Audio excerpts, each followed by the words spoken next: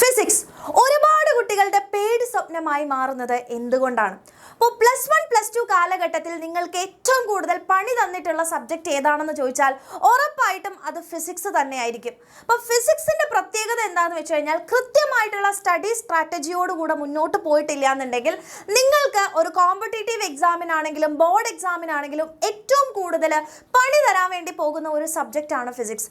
So ഈ ഒരു വീഡിയോയിൽ നമ്മൾ ഡിസ്കസ് ചെയ്യാൻ പോകുന്നത് എങ്ങനെയാണ് ഈ ഒരു പേടി സ്വപ്നമായിട്ടുള്ള ഫിസിക്സിനെ വളരെ ഈസിയായി സ്ട്രാറ്റജിക്കലി നമ്മൾ പഠിച്ച് മുമ്പോട്ട് പോകുക, എങ്ങനെയാണ് ബോർഡ്സ് ആൻഡ് കോമ്പറ്റേറ്റീവ് ആയിട്ടുള്ള എക്സാംസിന് നമ്മൾ പ്രിപ്പയർ ചെയ്യേണ്ടത് എന്നതാണ് ഡീറ്റെയിൽഡ് ആയിട്ട് നമ്മൾ ഡിസ്കസ് ചെയ്യാൻ പോകുന്നത്.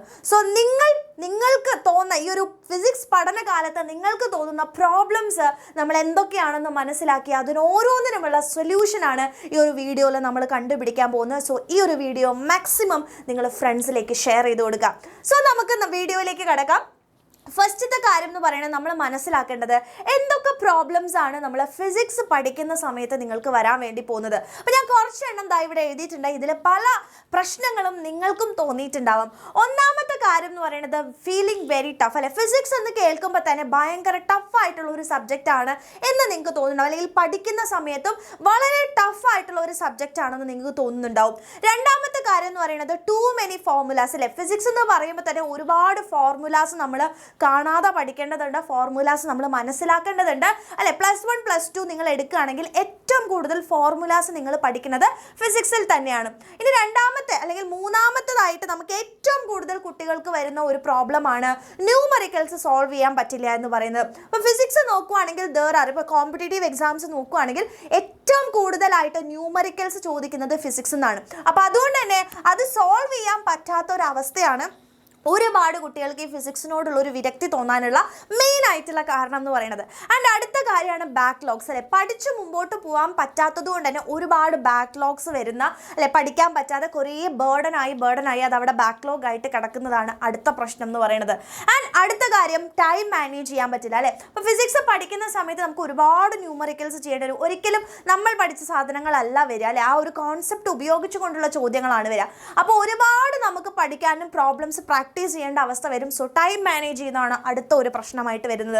ആൻഡ് ടു മെനി റിസോഴ്സ് അല്ലേ, ഇപ്പോൾ ഫിസിക്സ് പഠിക്കാൻ വേണ്ടി പ്രത്യേകിച്ച് കോമ്പറ്റേറ്റീവ് എക്സാംസിനൊക്കെ നമുക്ക് ഒരുപാട് റിസോഴ്സുകൾ ഉണ്ടാവും. അപ്പോൾ ഒരുപാട് റിസോഴ്സുകൾ നമ്മൾ ഫിസിക്സിന് എടുത്ത് പഠിക്കുകയാണെങ്കിൽ അത് നമുക്ക് അഡ്വേഴ്സ് ആയിട്ടാണ് എഫക്റ്റ് ചെയ്യുക എന്നുള്ളത് നമുക്ക് ഡിസ്കസ് ചെയ്യാനുണ്ട്. ദെൻ മെയിൻ ഡിസ്ട്രാക്ഷൻസ് അല്ലേ, അതായത് അതിപ്പോൾ ഫിസിക്സിൽ നിന്ന് മാത്രമല്ല ഏതൊരു കാര്യം നമ്മൾ പഠിക്കുമ്പോഴും ഒരുപാട് ഡിസ്ട്രാക്ഷൻസ് ഉണ്ടാവും. ഇതെല്ലാം നമുക്ക് ഫിസിക്സിൽ നല്ലൊരു മാർക്കിലേക്ക് അല്ലെങ്കിൽ നന്നായിട്ട് സ്കോർ ചെയ്യുന്നതിൽ നിന്ന് നിങ്ങളുടെ പിന്നോട്ട് വലിക്കുന്ന കുറച്ച് പ്രോബ്ലംസ് ആണ്. സോ നമുക്ക് ഇനി എങ്ങനെ ഇതിനെ നേരിടാം, അല്ലെങ്കിൽ ഫിസിക്സിനെ നമ്മുടെ ഒരു സ്ട്രോങ് ആയിട്ടുള്ള സബ്ജക്റ്റ് ആക്കി എങ്ങനെ മാറ്റാം എന്നാണ് നമ്മൾ നോക്കുന്നത്. കാരണം ഒരു കോമ്പറ്റേറ്റീവ് എക്സാം നോക്കുകയാണെങ്കിൽ അല്ലെങ്കിൽ ബോർഡ്സിനാണെങ്കിലും നിങ്ങളുടെ പെർസെൻറ്റേജിലും എല്ലാത്തിലും നിങ്ങളുടെ റിസൾട്ടിലും ഏറ്റവും കൂടുതൽ വ്യത്യാസം ഉണ്ടാക്കാൻ സാധ്യതയുള്ളത് ഈ ഒരു ഫിസിക്സിന്റെ സ്കോർ ആയതുകൊണ്ട് തന്നെയാണ്. സോ ഫസ്റ്റ് ഓഫ് ഓൾ നമുക്ക് ആദ്യം മനസ്സിലാക്കേണ്ടത് എങ്ങനെ പഠിക്കണം. ഇത് പലർക്കും അറിയുന്ന കാര്യം തന്നെയാണ്, എങ്ങനെയാണ് ഫിസിക്സ് പഠിക്കേണ്ടത് എന്നുള്ളത്. ഇനി അറിയില്ല എന്നുണ്ടെങ്കിൽ ജസ്റ്റ് നോക്കുക. ഒരിക്കലും നിങ്ങൾ ടെക്സ്റ്റ് ബുക്ക് വായിച്ച് പഠിക്കുക എന്ന് പറയുന്നത് ഫിസിക്സിനെ അപേക്ഷിച്ച് നടക്കുന്ന കാര്യമല്ല. അപ്പോൾ NCERT ടെക്സ്റ്റ് ബുക്ക് വായിക്കുക എന്ന് പറയുന്നത് ഫിസിക്സിൻ്റെ കാര്യത്തിൽ നിങ്ങൾ മാറ്റിവെക്കുക.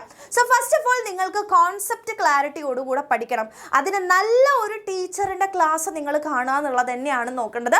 അതിപ്പോൾ സ്കൂളിൽ നിന്ന് നിങ്ങൾക്ക് പറ്റുന്നില്ല എന്നുണ്ടെങ്കിൽ പ്രോപ്പറായിട്ടുള്ള കോച്ചിങ് എടുക്കുക. ഇപ്പോൾ എക്സാം വിന്നറിലാണെങ്കിൽ അലക്സാറിൻ്റെ ഫിസിക്സ് ഒക്കെ അല്ലെ ഏറ്റവും അടിപൊളിയായിട്ടുള്ള കാര്യമാണെന്ന് നിങ്ങൾക്ക് ഓൾറെഡി അറിയുന്നതാണ്. സോ സ്ട്രോങ് ആയിട്ടുള്ള ഫാക്കൽറ്റീൻ്റെ ലെക്ചർ നിങ്ങൾ പഠിക്കുക. അത് നോക്കിയിട്ട് കോൺസെപ്റ്റ് ക്ലാരിറ്റിയോടുകൂടെ പഠിക്കാൻ വേണ്ടി നിങ്ങൾ ശ്രമിക്കുകയാണ് ആദ്യം ചെയ്യേണ്ടത്. സോ ഫസ്റ്റ് ഓഫ് ഓൾ ലെക്ചറാണ് ഏറ്റവും ഇമ്പോർട്ടൻ്റ് പറയുന്നത്.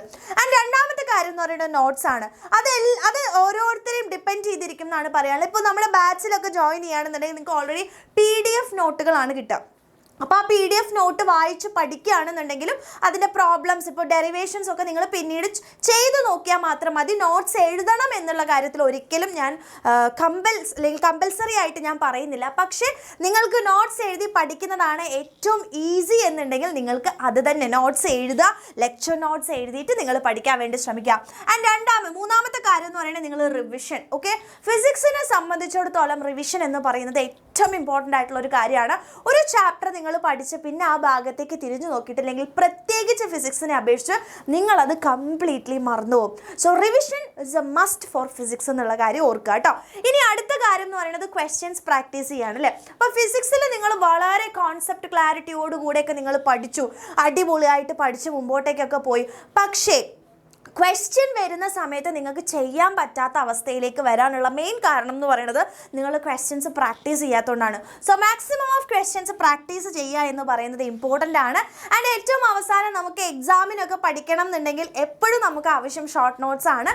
സോ ഫിസിക്സിനെയൊക്കെ സംബന്ധിച്ചിടത്തോളം ഫോർമുലാസും ചെറിയ ചെറിയ നോട്ട്സുകളൊക്കെ ഉണ്ടാക്കുന്നത് ഏറ്റവും നല്ലൊരു കാര്യമാണ്. സോ ഷോർട്ട് നോട്ട്സ് ആണ് അടുത്തതായിട്ട് നമുക്ക് വേണ്ടത്. സോ ഇങ്ങനെയാണ് നിങ്ങൾ ഫിസിക്സ് പഠിച്ചു പോകേണ്ടതെന്ന് മനസ്സിലാക്കുക. ഇനി അടുത്ത കാര്യം എന്ന് പറയുന്നത് നിങ്ങളുടെ കുറച്ച് പ്രോബ്ലംസ് അല്ലെങ്കിൽ ഈ ഒരു ഫിസിക്സ് നിങ്ങൾക്ക് ഈസി ആക്കണമെങ്കിൽ കുറച്ച് കാര്യങ്ങൾ നിങ്ങൾ ശ്രദ്ധിക്കാനുണ്ട്. ഒന്നാമത്തെ കാര്യം, ഫിസിക്സിന് ബേസിക്സ് നിങ്ങൾക്ക് സ്ട്രോങ് ആക്കിയേ പറ്റുള്ളൂ. അപ്പം മെയിനായിട്ട് നിങ്ങൾ വെറുതെ പഠിച്ചു പോവാം, കാണാപ്പാഠം പഠിച്ചു പോവാം എന്ന് വിചാരിക്കുകയാണെങ്കിൽ ഫിസിക്സിൽ നടക്കില്ല. അതൊരിക്കലും നടക്കാൻ വേണ്ടി പോകുന്ന ഒരു കാര്യമല്ല. So first of all your basics should be strong. അപ്പോൾ അതിന് വേണ്ടിയിട്ട് നിങ്ങൾ ഒരിക്കലും ഡൗട്ട്സ് വെക്കാതെ പഠിച്ചു പോകുക എന്നുള്ളതാണ് ഏറ്റവും ഇമ്പോർട്ടൻ്റ് ആയിട്ട് കാണിക്കുന്നത്. സോ നിങ്ങളുടെ ബേസിക്സ് സ്ട്രോങ് ആണോ എന്നുള്ളത് നിങ്ങൾ ഇപ്പോൾ തന്നെ എന്ത് ചെയ്യുക, ഉറപ്പ് വരുത്താൻ വേണ്ടി നോക്കുക. ഇനി അടുത്ത കാര്യം എന്ന് പറയുന്നത് നമുക്കറിയാം കുറേ ക്വസ്റ്റ്യൻസ് ഫിസിക്സിൽ ചെയ്യാനുണ്ടല്ലേ. സോ ഇപ്പോൾ ഒരു ടീച്ചർ നിങ്ങൾക്ക് ഒരു ക്വസ്റ്റ്യൻ തരികയാണെന്നുണ്ടെങ്കിൽ ആ ക്വസ്റ്റ്യൻ നിങ്ങൾക്ക് സ്വന്തമായിട്ട് സോൾവ് ചെയ്യാൻ വേണ്ടി നിങ്ങൾ ആദ്യം ട്രൈ ചെയ്യണം. ഒരിക്കലും ടീച്ചർ പറഞ്ഞു തരട്ടെ എന്ന് വിചാരിച്ച് നിങ്ങൾ വെയിറ്റ് ചെയ്യരുത്.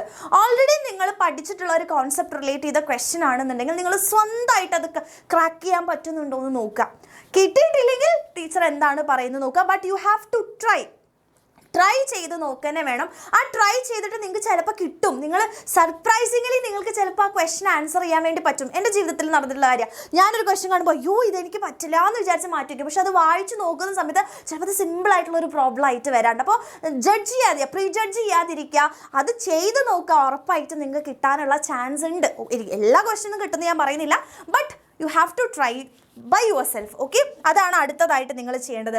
ആൻഡ് അടുത്ത കാര്യം എന്ന് പറയുന്നത് ഒരുപാട് കുട്ടികൾക്ക് തോന്നുന്ന ഒരു പ്രശ്നമാണല്ലേ, ക്വസ്റ്റ്യൻ കാണുന്ന സമയത്ത് കംപ്ലീറ്റ് ബ്ലാങ്ക് ആയി പോകും അല്ലേ. ആ ക്വസ്റ്റ്യൻ കാണുമ്പോൾ ഇത് ഏത് ചാപ്റ്ററാണ്, ഇത് എവിടെ നിന്നാണ് വന്നത്, ഏത് ഫോർമുല യൂസ് ചെയ്യണം, കംപ്ലീറ്റ്ലി ബ്ലാങ്ക് ആയി പോകും അല്ലേ. അപ്പോൾ നമുക്കറിയാം ഫിസിക്സിൽ ഒരുപാട് ടഫർ ക്വസ്റ്റ്യൻസ് ഉണ്ട്. അപ്പോൾ നിങ്ങൾക്ക് ഒരു ടീച്ചർ ക്ലാസ് എടുക്കുകയാണെന്നുണ്ടെങ്കിൽ ആദ്യം അവർ പോയിട്ട് ടഫർ ക്വസ്റ്റ്യൻ ആണോ ചെയ്യുക? അല്ല, ബേസിക്സ് പഠിപ്പിക്കും, അതിൻ്റെ ചെറിയ ചെറിയ ബേസിക് ക്വസ്റ്റ്യൻസ് ചെയ്യും അല്ലേ. പിന്നെയാണ് ടഫിലേക്ക് വരിക. ഇതേ സാധനമാണ് നിങ്ങളും യൂസ് ചെയ്യേണ്ടത്. Start with easy questions. ഏറ്റവും ഈസി ആയിട്ടുള്ള ക്വസ്റ്റ്യൻസ് വെച്ച് സ്റ്റാർട്ട് ചെയ്യാം. ആൻഡ് അടുത്ത കാര്യം എന്ന് പറയുന്നത് don't mug up with the questions. അതായത് ക്വസ്റ്റ്യൻസും ആൻസേഴ്സും കാണാപ്പാഠം പഠിക്കുക എന്ന് പറയുന്നത് ഒരിക്കലും +1 +2 നടക്കില്ല. 10ാം ക്ലാസ്സിൽ നടക്കും. ചില ക്വസ്റ്റ്യൻസ് ഒക്കെ ഡയറക്റ്റ് ആയിട്ടാണ് ചോദിക്കുക. സോ അവിടെ കാണാപ്പാഠം പഠിച്ചാലും പ്രശ്നം വരുന്നില്ല.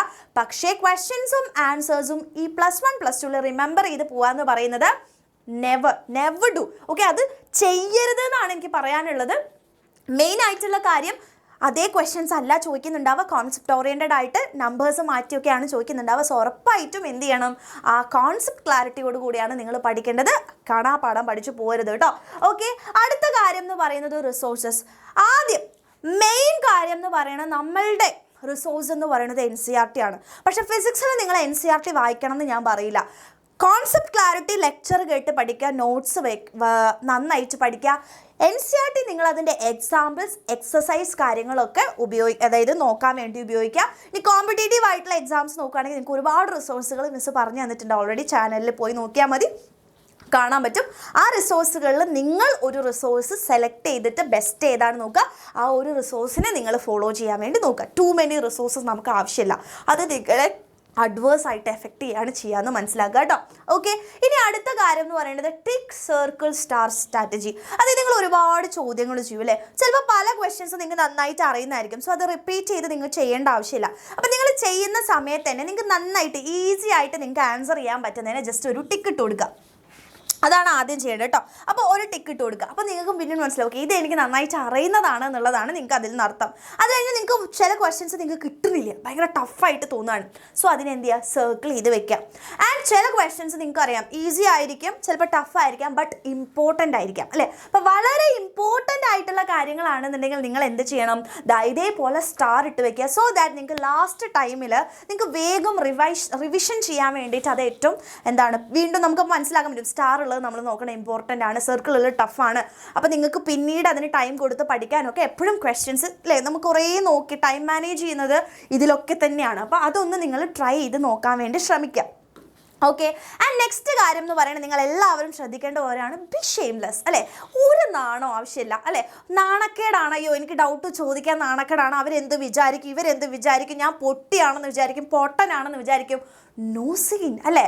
നമ്മളുടെ എവിടെ അല്ലേ, നമ്മൾ എവിടെയാണ് ഇതിൻ്റെ റിസൾട്ട്, അത് മാത്രമാണ് നാട്ടുകാർ കാണാൻ പോകുന്നുള്ളൂ, മറ്റുള്ളവർ ചോദിക്കാൻ വേണ്ടി പോകുന്നുള്ളൂ. സോ നിങ്ങൾ ഒരു നാണക്കേടും ഇല്ലാണ്ട് നിങ്ങൾക്ക് എന്ത് ഡൗട്ടാണോ, even it is a very small doubt, ask. Okay, ചോദിച്ചിട്ട് അല്ലേ, ടീച്ചേഴ്സിനെ വെറുപ്പിച്ചിട്ടാണെങ്കിലും എന്ത് ചെയ്യുക, ആ ഡൗട്ട്സ് നിങ്ങൾ ക്ലിയർ ചെയ്ത് മുന്നോട്ട് പോവുക.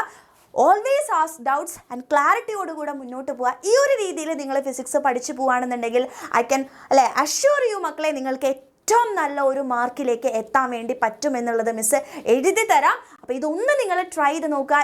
നിങ്ങൾ ട്രൈ ചെയ്യുമെന്നുണ്ടെങ്കിൽ ഉറപ്പായിട്ടും താഴെ നിങ്ങൾ കമൻറ്റ് ചെയ്യാൻ ഈ ഒരു വീഡിയോ മാക്സിമം മക്കളെ നിങ്ങൾ ഫ്രണ്ട്സിലേക്കൊക്കെ എന്ത് ചെയ്ത് കൊടുക്കുക, ഒന്ന് ഷെയർ ചെയ്ത് കൂടെ കൊടുക്കുക. ഓക്കെ മക്കളെ, താങ്ക് യു.